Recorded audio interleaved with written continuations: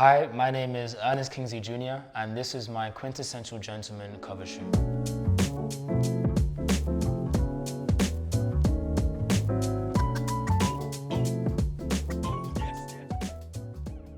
I'd say what inspired me to pursue acting was, I kind of just grew up around like Disney Channel, and just like watching Sweet Life of Zack and Cody and That's the Raven, all that kind of stuff. And it just brought me so much joy, so much joy and fulfillment.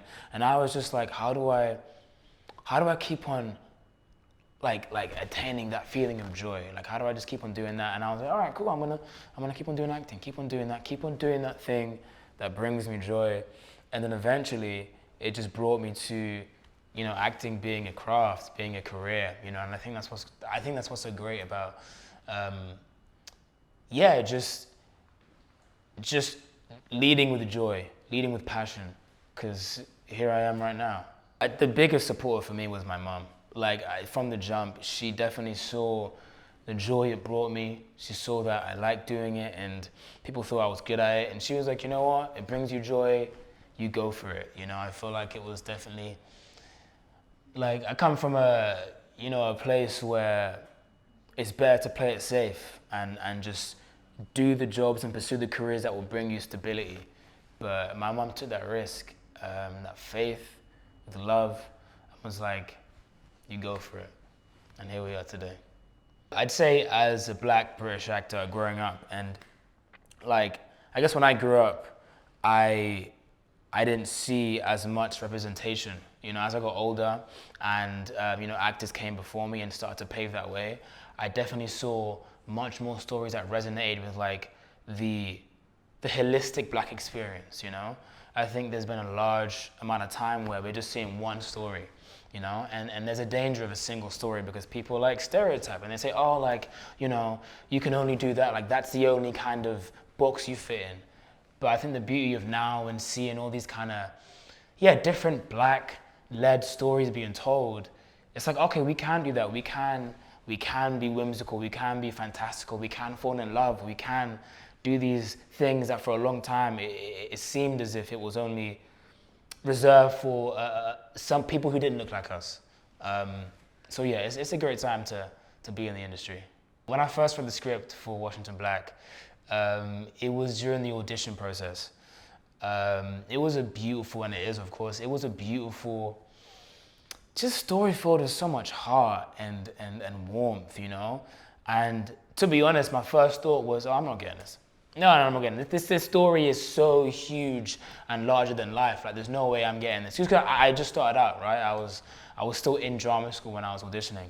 But yeah, it was just that instant, oh, there's so much heart, there's beauty, and just this kind of dreamer in the story. He was just so, he was a dreamer with abandon. There was no restraint in that kind of ambition and wishfulness. Washington Black is a young man filled with such a scientific, intelligent, and vulnerable soul.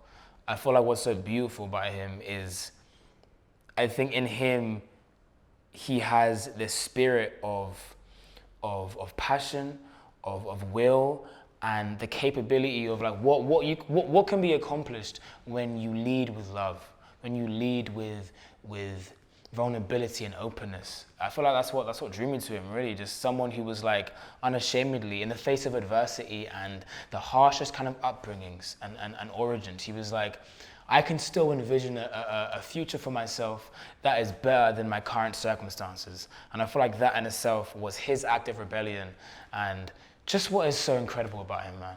Where me and Washington Black are similar is, I feel like we are both quite ambitious. I would like to say I have a lot of ambition for my life and how I want to lead my life, not even just in acting, but just the kind of lifestyle I want to curate for myself, the people I want around me. Definitely the ambition.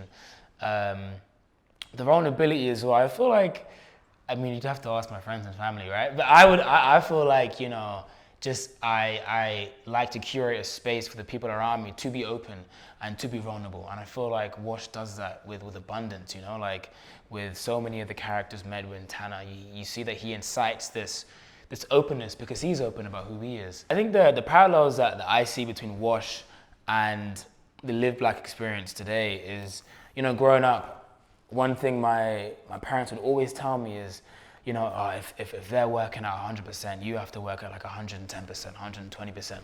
And I feel like in Washington's story, you see someone who, despite the odds, like despite the harrowing odds, right, is like giving it 200%, going through leaps and bounds and just like pursuing his dream in faith. He's walking by faith, not by sight. If he's walking by sight, he wouldn't go anywhere, And I feel like that's a lot of what, I feel today. Myself as a Black British man, I definitely feel like I've had to push much further beyond what my counterparts are doing, is what I'd say. How I prepared for Washington Black, it was research, lots and lots of research. I think for me, what was important is, you're going through such a journey, and Wash's journey starts, in a very painful place in the institution of slavery. So it was important for me just to dive right in, into the world of that and the origins, and just like seeing, where we start off in Barbados, right?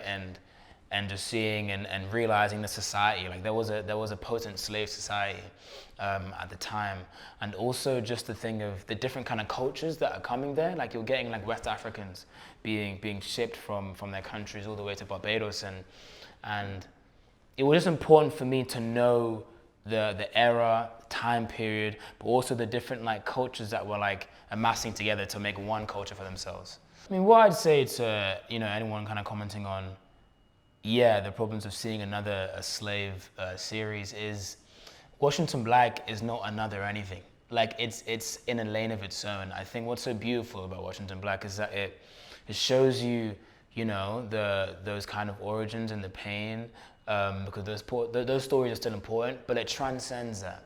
We get to see a journey filled with joy and amazement, so many fantastical elements, and just the power of where love and dreams can take you. And I feel like seeing that, especially, from, a Black leading person, like just carrying that story is a beautiful thing. And I think it transcends that pain, is what I'd say to those critics. Acting with Sterling K. Brown, like getting to know him, was one of the main gifts of this whole production, this whole project. Meeting him has been such a blessing, in my life. He's taught me how to lead with love, how to lead with grace, but also just like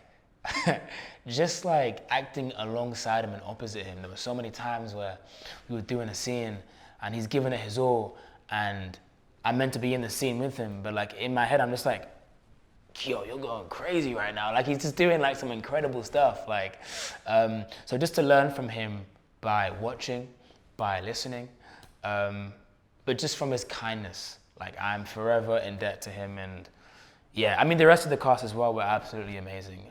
But definitely we developed like a brotherhood, a friendship, and a mentorship. Like I am so grateful to him. One piece of advice he always tells me is, he's like, Ernest, when I'm making a decision, I always leave with my spirit. I leave with my spirit. And the spirit can never go wrong.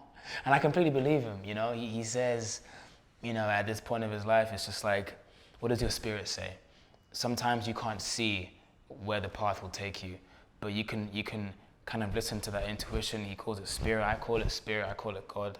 And you can lead in that way. And I try to hold on to that wherever I am, and yeah, just when I make any big decisions in my life.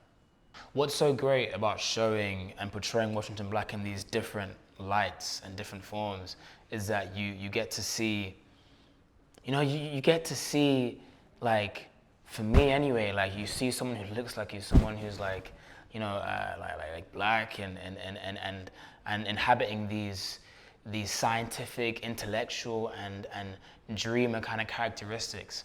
And I feel like for a while, these characteristics were resigned for a particular kind of person who didn't look like us.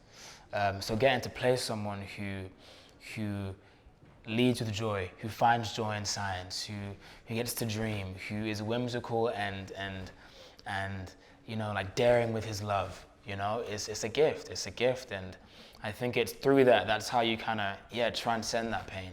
You show those different sides, and you therefore give permission for other people seeing you to be like, okay, yeah, we can tell stories, and it is possible for us to be seen in these different lights, because of course it is. But sometimes you just need to see it, to recognize it, and give that permission. I think what has changed about me from when I was first on set to now filming Washington Black, I feel like much more confidence. Definitely, I feel like just the whole filming process taught me, and just Washington as a character taught me that you have to know thyself. You have to know who you are, and let that be your empowerment. And I feel like going into it, I definitely grew into myself a lot. And when I stepped out, I was like, okay, I have a much more clearer idea of who I want to be. And I feel like when you have that, you therefore know who you don't want to be, what you don't want to stand for, what you don't align with. And that just gives you power to go forward, for me anyway.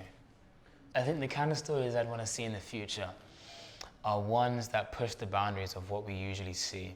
I think definitely stories that expand the Black narrative, that expand the stories that we usually see of ourselves, that are filled with love, filled with joy, filled with us just pursuing greatness and achieving greatness and just living our lives, things that like push the conversation forward and just challenge people to open their mind and open their hearts and to the possibilities of humans, of people, of us. Yeah. Filming in Nova Scotia was incredible, man. Oh my gosh, I thought it was just a stereotype, the whole thing of Canadians being friendly. They are friendly as, they're so friendly. But also it was getting to meet the Afro-Nova Scotian community. It was just so welcoming, man. They brought us in with open arms, and they've been there for over 7 generations. And just going there and seeing just how close they are, the community they have there, it was like, wow, we found our home here. And I just feel like it directly fed into the filming, because there's so many scenes where you get to see the community of Nova Scotia, of Halifax. And it was because of that community that they made for us, that we could have that vibe on set. The advice I'd give to aspiring actors is, there's no one who can be you.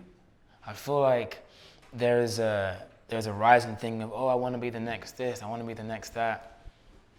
Why? Do you know what I mean? They're already there. They're already doing their thing. Be you. There's no one else that is like you. That's your superpower. That's what separates you. Not even just in acting, but in life. I think, it's the currency is you, and you should lean into that as much as you can. I think being a quintessential gentleman for me means, just being the best that you can be. And I don't mean that in a comparative way. It's just like the cleanest that you can be, what is sharp for you, what is optimal for you in terms of presence, confidence, owning who you are, and I feel like that's what's been so great about being here with you guys and just being able to step into that more, creme de la creme.